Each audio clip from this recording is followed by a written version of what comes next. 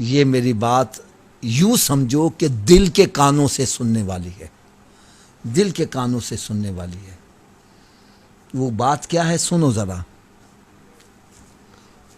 ابھی رمضان المبارک ہے، ہم رمضان المبارک میں ٹوٹی پھوٹی جو نیکیاں کر رہے ہیں، نماز پڑھتے ہیں، تراویح پڑھتے ہیں، قرآن پاک سن رہے ہیں، اور پھر سحری کر رہے ہیں، افطاری کر رہے ہیں، دن بھر بھوک کی شدت کی وجہ سے ہم کچھ کھاتے پیتے بھی نہیں، حلق میں کانٹے بھی چبھ رہے ہیں، پھر بھی ہم پانی نہیں پیتے۔ یہ اللہ تبارک و تعالیٰ کو بڑا پسند ہے کہ میری رضا کی خاطر اس نے اپنی حلال چیزوں کو چھوڑا ہوا ہے۔ لیکن ایک بات میری یاد رکھنا، رمضان المبارک میں شیطان بند ہے۔ شیطان کیا ہے؟ اور جس کی وجہ سے ہماری مسجدوں میں رونقیں نظر آ رہی ہیں۔ لیکن ایک بات میری توجہ سے سننا، کان کھول کے سن لینا، شیطان بند تو ہے لیکن وہ دانت کسیچ رہا ہے، پسیچ رہا ہے۔ وہ کہتا ہے کوئی بات نہیں، تم نمازیں پڑھ رہے ہو، روزے رکھ رہے ہو، نیکیاں کر رہے ہو، ذرا عید آنے دو، میں ایک ٹھوکر میں تمہاری ساری نیکیوں کو برباد کر کے رکھ دوں گا۔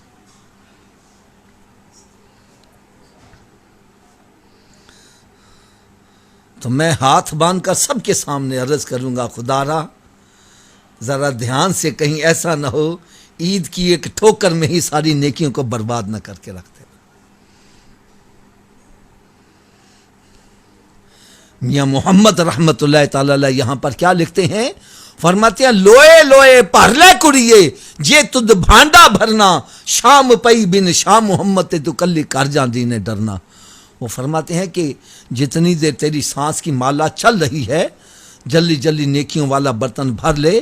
جب یہ سانس کی مالا ٹوٹ جائے گی تو خالی ہاتھ قبر میں جب جائے گا تجھے پریشانی کا سامنا کرنا پڑ جائے گا، لہذا جلدی جلدی نیکیوں والا برتن بھر لے۔ تو حقیقت میں دیکھا جائے جو رمضان المبارک میں نیکیاں کرنے کا حق تھا وہ تو ہم ادا نہ کر سکے۔ چلو جو ٹوٹی پھوٹی نیکیاں ہم نے کر ہی لی ہیں، تو پھر میاں محمد رحمت اللہ ایسے بندوں کے لیے کیا فرما رہے ہیں؟ فرماتا ہے جنہاں نے پریا سر تے دھریا او قدم چکن ڈر ڈر کے، کہ جس نے اپنا برتن بھرا ہوا ہے اور ایک بندے کے سر پر خالی برتن ہے، دونوں کی چال میں فرق ہوتا ہے۔ جس کا برتن بھرا ہوا ہے وہ سنبھل سنبھل کے قدم رکھتا ہے، اس کو پتہ ہے اگر ٹھوکر لگی برتن بھی جائے گا، ساری کمائی بھی برباد ہو جائے گی۔ فرمایا بندے تو نے اگر رمضان المبارک میں نیکیاں کر ہی لی ہیں تو ذرا اب تیری چال میں فرق آ جانا چاہیے۔ تیرے سر پر نیکیوں کا بھرا ہوا برتن رکھا ہے، لہٰذا اب تیری چال میں اور دوسرے بندے کی چال میں فرق ہونا چاہیے۔